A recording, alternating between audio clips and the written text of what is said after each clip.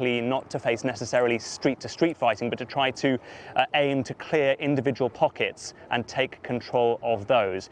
Let's find out a little bit more about what is happening from the Israeli point of view. We can speak now live to Miri, who is director for the International Institute for Counterterrorism at Reichman University and was also the former deputy head of combat intelligence at the Israeli Defense Force. She's live with us from Tel Aviv. Thank you very much indeed for speaking to us here on BBC News. Can I just ask you, first of all, Miri, yesterday, COGAT, which for our viewers who don't know is the Israeli Office for the Coordination of Activities in the Palestinian territories, said that there was no humanitarian crisis inside Gaza.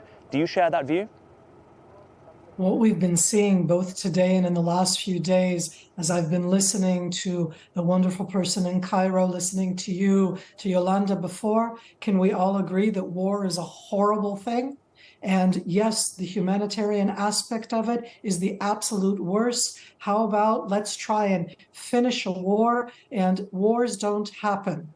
Okay, here I am sitting in Herzliya, and my heart goes out to civilians in Israel. My heart goes out to civilians in the Gaza Strip, and we all need to make sure that Hamas, as you said, in control for 17 years, they're not sitting in burnt out buildings. They are sitting in the defense system that they built to protect the terrorists themselves using civilians. What they've done is using terror tactics in a terror army war. And we all want to help those civilians as we speak right now. And I'm sure you have those tapes as well, because I don't know what you're streaming on the screen as I'm watching myself right now, right? Is you can see that there are humanitarian corridors that have been from the beginning that Israel has constantly said to the civilians, this is a war, move to where it's safe. And as we speak today, right now, there are those corridors and they are being protected by those Israeli soldiers who are deep inside Gaza.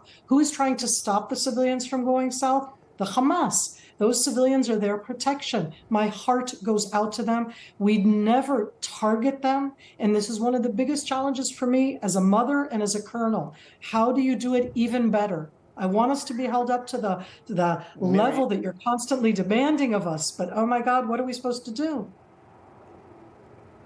Yeah, sorry to interrupt, but I mean, you say that let's encourage the civilians to move south. I mean, while we're speaking to you, we're seeing pictures of the Israeli forces operating inside Gaza. You say let's move the civilians south, but there were Israeli airstrikes south yesterday around Khan Yunis with reports of more than 20 people killed. So if you're encouraging people to move south and then you're shelling the south, where is safe?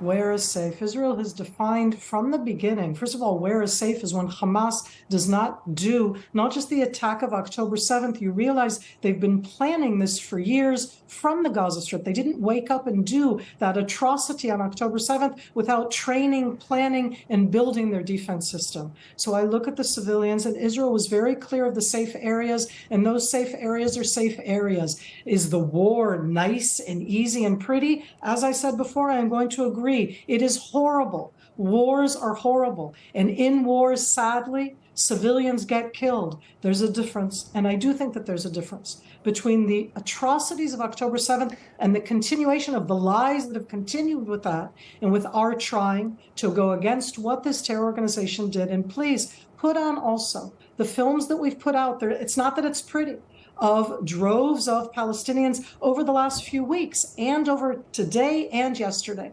trying to go south in those humanitarian corridors. As we speak right now, you say we attacked, and I say right now they're going south. Why not show that also? Hamas, by the way, have put out that you're not allowed to show the civilians going south because that's not good publicity. And I say this is horrible where we are right now. How can this be? Okay, can I ask you about the long-term strategy here? I mean, Israel says that it wants to obliterate Hamas and obviously get the hostages back, those 240 or so hostages that remain and who were seized so violently on the 7th of October. Do you really believe, does Israel really believe that even if it wipes out Hamas's main fighters, Hamas as a group, can it really wipe out Hamas ideology? And is the IDF's strategy here? Is the constant bombardment simply sowing the seeds of hatred for generations to come? Isn't that the biggest dilemma that we all have right now? So what would you have us do? Allow Hamas, with the hostages, doing such a modus operandi against not Israel? Would you like to think of what that is and how it would have the implications around the world? Let's go do a ground attack with atrocities, take hostages, and at the end continue to rule? I want to hope, and I'm talking in that sense to anybody, that all of us who support Palestinian rights, that they support a state. I'm the one who says that all of the time, and I have my entire adult life.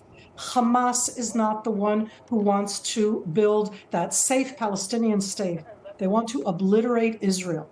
I don't think that we can erase the ideology. I'm agreeing with you, but we can take it one step at a time. And I really do hope that none of us want to hope that an ideology that calls for the genocide of another country, that calls for our annihilation, that does it with those atrocities on October 7th and continues to do so, and uses the hostages and uses their own civilians as their defense, that's the ideology that people will continue to support. And I'm with you. I absolutely understand and acknowledge that what we're doing now does not help the immediate aspect of that next generation. But I don't think that that next generation should have Hamas as the thing that they look up to, should have the atrocities of October 7th as the one that they aspire to.